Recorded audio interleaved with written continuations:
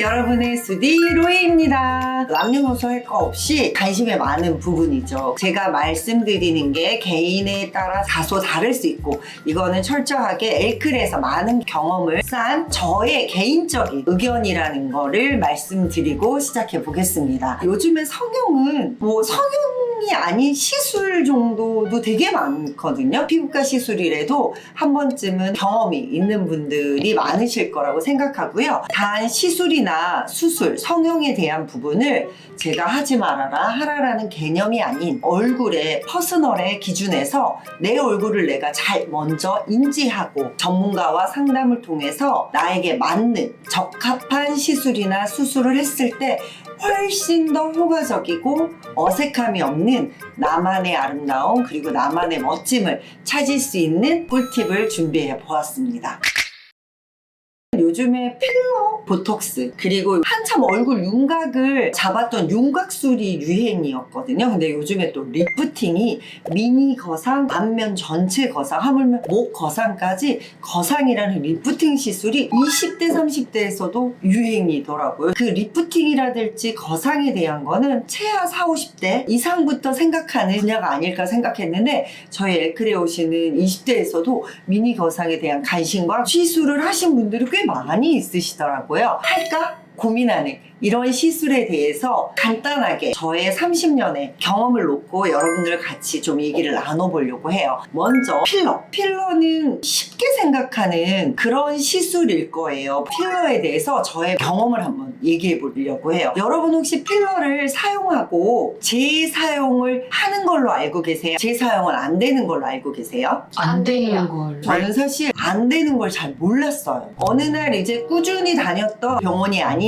가까운데 이제 시술을 하러 갔는데 브리핑을 안 했던 거죠, 저한테. FM 쪽으로 얘기하면 이 환자가 오면 오늘 개봉하고 사용하는 필러에 대한 이름, 그리고 국산인지 수입인지 그거에 대한 브랜드를 먼저 명시하고 몇 cc를 사용을 했다 라는 것까지 얘기하는 게 사실 맞는 거래요. 근데 저는 그 내용을 듣지 못했어요. 처음 갔기 때문에 당연히 나중에 이 부분에 대해서 얘기해 주시겠지 했는데 얘기가 없었어요. 저희 실장님이 오늘 본부장님 몇 cc 맞았어요? 라고 물어봐서 제가 이제 그 병원에 물어봤더니 그때서야 얘기를 하는 거예요. 근데 제가 결제는 4cc를 했어요. 근데 한 2.5cc 밖에 제가 안 쓴 거예요. 그러면 제 입장에 4cc를 냈기 때문에 1.5cc가 전 남았다고 생각한 거예요. 근데 그거를 다 폐기해야 된다는 거예요. 그 얘기를 먼저 듣고 폐기가 됐다면 제가 그러나 보다 했는데, 나중에 그 얘기를 하니까 제가 조금 뒤통수 맞은 느낌? 여러분들도 오늘 이 영상을 보시면 처음 가거나 꾸준히 다녔던 데가 아닌 경우에는 꼭 내가 쓴 필러가 어느 나라 필러며 비용이 얼마이라는 거, 그리고 재사용은 안 되는 거예요. 이건 안 되는 게 의료법이거든요. 잘 알고 필러를 맞으러 가신다면 경제적인 상황까지 생각하고 선택하지 않을까라는 제 기준에서는 꿀팁입니다. 저도 잘 몰랐어요. 볼륨감을 주는 게 필러거든요. 이 볼륨감과 같이 동반되는 게 뭐가냐면 무게감이 있어요. 과하게 볼륨감을 넣으면 오히려 무게감이 가중이 돼서 밸런스가 깨질 수 있다는 거를 여러분들이 한번 생각해 보셔야 돼요. 필러를 넣어야지 좋은 케이스를 제가 얘기를 할게요. 저희 회원님 중에 한 분이 선생님 저 역광대가 너무 나왔어요. 그래서 역광대 뼈치기 하려고 이러시는 거예요. 그래서 뼈치기는 좀, 이분이요 광폭이 살짝 넓어요. 앞볼륨의 볼륨이 약해서 역광대의 볼륨이 나와 보이는 케이스였어요. 그래서 제가 회원님은 앞에 약간 볼륨을 좀 주는 필러를 한번 놔봐라. 필러를 한번 해보시면 역광대가 훨씬 더 적어 보일 거다. 앞광대의 볼륨을 만들어 놓고 그래도 나는 만족도가 좀 떨어진다, 이러면 그때 가서 생각해도 어때요? 괜찮다. 만약에 광대 수술을 하더라도 과한 뼈치기 위험해요. 그리고 오히려 앞볼륨이 없는데 광대를 치고 나면 오히려 얼굴이 날카로워 보이고 강해 보일 수도 있는 거죠. 이렇게 플랫하면 광대가 어때요? 더 나아 보이죠? 근데 앞볼륨이 생겼어요. 그러면 어때요? 역광대가 연결감이 생기는 거. 나는 광대가 너무 나았어요. 이런 분들 한번 필러를 가볍게, 많은 양 말고요, 의사선생님하고 충분히 얘기하시고 순차적으로. 항상 성형은요 리스크가 없는 순으로 하시는 게 좋아요. 광대가 나오신 분들한테는 저는 필러 권유해요. 특히나 역광대. 그리고 역광대가 많이 있는 경우, 예를 들어서 또 측두골이 또 약한 경우가 광대가 있어 보일 수 있거든요. 근데 앞볼륨에 비해서 측두골의 볼륨감을 살리는 이 필러는 굉장히 조심스럽게 해야 돼요. 왜냐면 굉장히 예민해요. 자칫 잘못하면 얼굴이 더 커 보일 수 있어요. 측두골이라는 게 여기거든요. 엘크리에 오신 분들도 얼굴형이 뭐냐고 물어보면 다들 표주박형이라고 해요.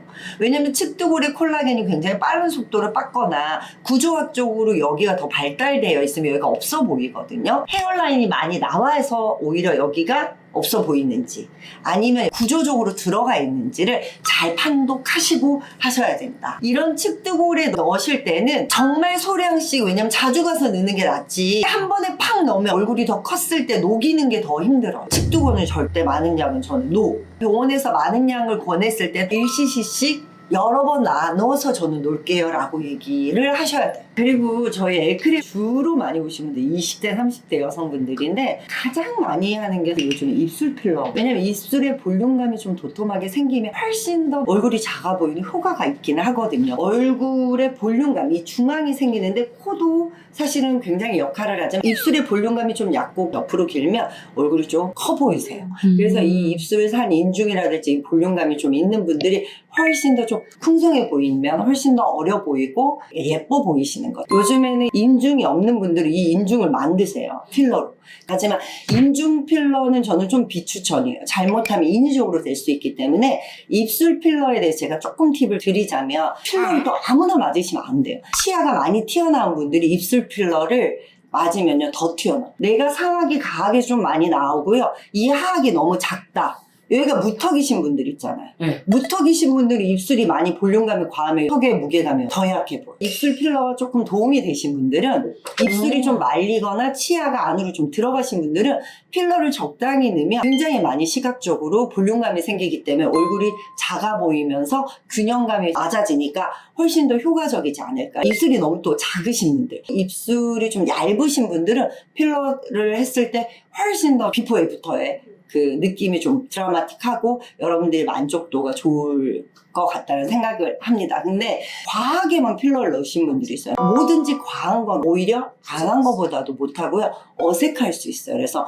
너무 과한 필러나 볼륨감은 저는 비추천이다. 필러 사용을 적당히 볼륨감을 준다면 훨씬 더 효과적이지 않을까라는 생각을 해봅니다. 이제 보톡스예요. 너무 사람들이 궁금해요. 이 보톡스를 너무 쉽게 생각하시는 거예요. 여기도 의사 선생님들, 성형외과 선생님, 수간호사님들 되게 많이 오시거든요. 너무나 쉽게 오셔가지고 선생님 저 여기 보톡스 좀 놔주세요. 여기 보톡스 좀 놔주세요. 그럼 이제 놔준다는 거예요. 진짜 이걸 놔야 되는지 안 놔야 되는지 얘기를 해보고 진찰 해보고 놔야 되지 않아요? 라고 얘기해요. 그럼 그 선생님이 저한테 오히려 호소해요. 만약에 그분이 원하는 데가 아니고 이건 아니다 싶어서 다른 데를 놔주면 조금만 이상해도 컴플레인이 생기기 때문에 리스크를 안기가 좀 부담스러운 거예요. 그 얘기를 듣고 나서 이해가 되는 거예요. 주위에서도 또 이런 얘기 했잖아. 너는 야 여기 보톡스 좀 맞으면 좋겠어. 넌 여기에 맞아요. 필러 좀 맞아. 이런 얘기들 많이 하잖아요. 좀 아는 언니들. 그리고 미용에 관심 있는 친구들한테 또 기동량하고 우리가 가잖아요.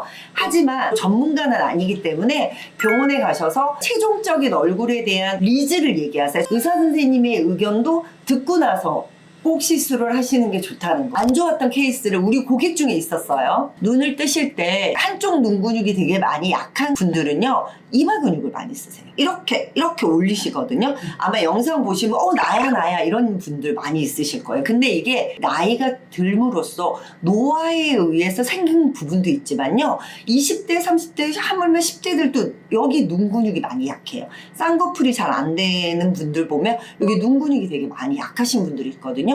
이런 분들이 이 이마 근육이 넓고 크니까 세요. 눈 근육에 비해서. 그래서 이마 근육을 많이 쓰신 분들이 있었어요. 이분이 그 케이스였어요. 어디 해외 출장을 가야 되는데 회사에서 좀 간부급이셔가지고 좀 걸리셨나 봐요. 그래서 여기에 보톡스를 맞으셨어요. 병원에 가서. 근데 보톡스 양이 너무 과했던 거. 그래가지고 눈이 완전 감겼어요. 한쪽이 이렇게. 보톡스는 여러분 독이에요. 한번 보톡스 쳐보세요. 어떤 건지. 근육을 마비시키는 치료제로 나온 거거든요. 그래서 보톡스가 조금만 양이 과하면요 근육을 퇴행시켜서 근육이 움직이지 않게 해요. 그래서 눈이 아예 감겨버렸어요. 왜? 눈 근육도 약한데 여기에 있는 근육이 양이 많이 들어가니까 그냥 이렇게 한쪽이 눈이 안 떠지는 거예요.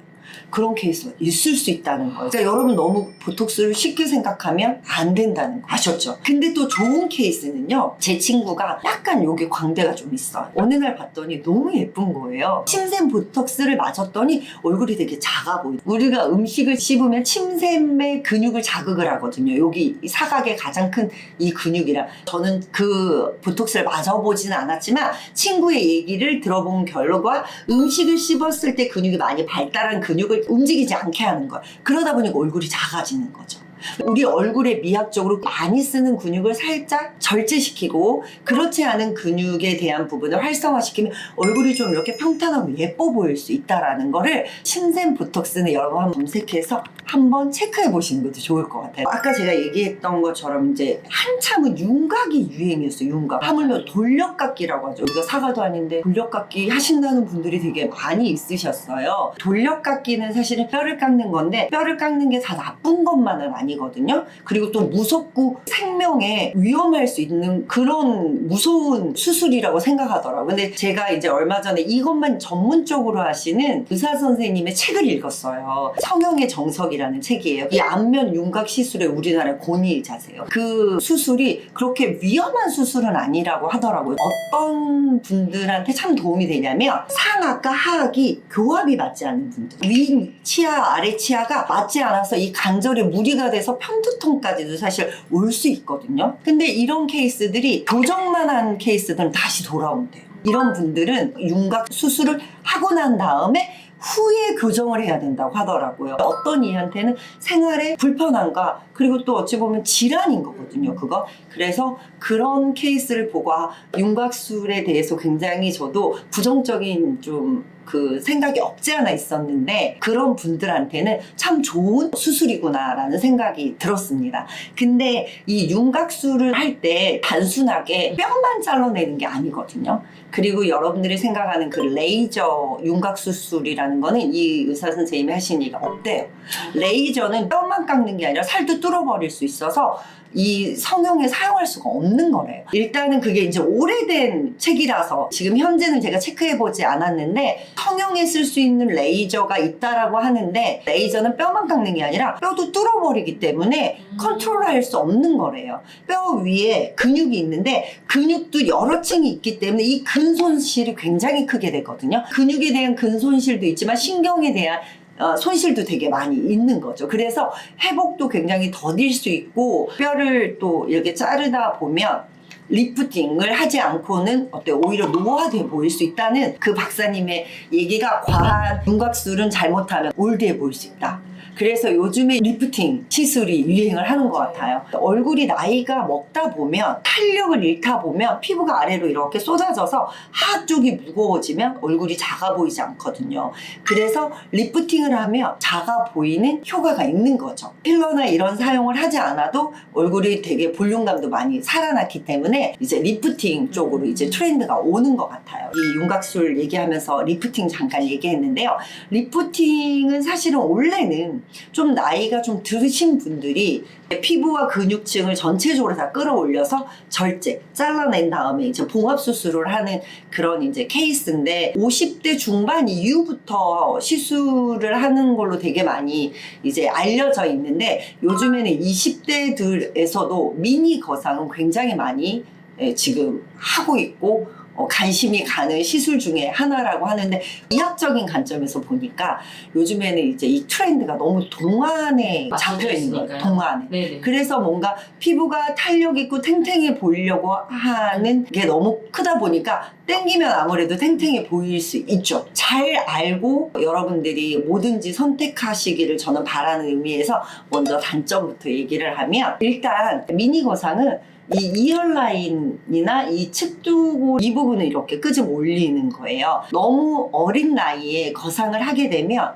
어찌됐든 근막 손실이나 신경 손실이 있기 때문에 노화가 더 빨리 올 수도 있다는 거예요. 미니 거상을 하신 분들은요, 관리를 잘 해주셔야 돼요. 수술했으니까 나는 끝 이게 아니라 후 관리를 잘 해주셔야 돼요. 여기에 칼을 대고 뭔가 꼬매서 근육을 당겨서 올리면 근손실과 신경손실이 있을 수 있다. 그 고주파 관리가 가장 그 근손실이나 신경을 회복하는데 많은 도움을 줘요. 후유증으로 안 좋아질 수 있는 단점을 케어할 수 있지 않을까라는 생각으로 여러분들한테 팁을 드리고요. 단점만 얘기하면 좀 무섭잖아요. 장점을 얘기하면 빠른 시간에 동안의 얼굴이 될 수 있다는 거죠. 우리가 필러를 넣거나 자가지방을 넣어도 이물감이 있잖아요. 근데 이거는 낫스러운데 그냥 어려 보이니까 많은 분들이 굉장히 좋아하시지 않을까라는 생각을 하지만 20대 분들, 30대 분들한테 얘기 드리지만 조금 더 늦게 하시라는, 이거를 또 하시는 분들한테 얘기를 드렸더니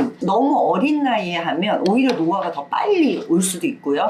그리고 얘가 탄력이 많이 잃은 40, 50대 이후 피부에 이 처짐이 많을 때는 훨씬 더 드라마틱하게 애프터가 나올 수 있는데, 이게 당겨지는 그 여분이 많지 않는 경우는 사실 경제적으로 투자 대비 좀 효과가 떨어진다. 그래서 나이를 꼭 얘기하기보다는 그냥 이 탄력도가 많이 떨어진 분들한테 저는 오히려 추천하는 그런 시술이 아닐까라는 생각이 합니다. 제가 이제 고객하고 소통을 하면서 느낀 건 외형적으로 만족이 안 된 것도 있지만 사실 심리적인 것도 되게 크더라고요. 그래서 여러분들한테 끝으로 저희 에크레이 영상에 제가 꼭 남기고 싶은 거는, 완전한 만족은 신이 아닌 이상 가질 수도 없고 만들어낼 수는 없는 거예요. 그거는 의사들의 영역이 아니라는 거예요. 그래서 여러분들의 기준을, 성형이 내가 생각한 것처럼 드라마틱하게 완벽할 거라는 생각은 처음부터 내려놓고 시작하셔야 되고요. 성형이 좋다 나쁘다 뭐 해라 말아라를 저희가 얘기하는 게 아니고요. 성형도 나에게 맞게끔 잘 선택하고, 그리고 또 잘하시는 선생님들을 찾을 수 있는 안목도 여러분들이 기를 줄 아는 게 굉장히 중요하다는 거예요. 그래서 많은 정보 안에 있지만 똑똑하고 나에 맞는 퍼스널을 찾을 수 있는 그런 의사 선생님을 찾을 수 있는 여러분들이 되시길 바라는 마음에서 이 영상 준비해 보았습니다. 안녕! 여러분의 퍼스널을 찾는 그날까지 엘크레이 영상은 계속됩니다. 영상을 할 때 힘이 되는 구독과 좋아요, 알림 설정 부탁드릴게요.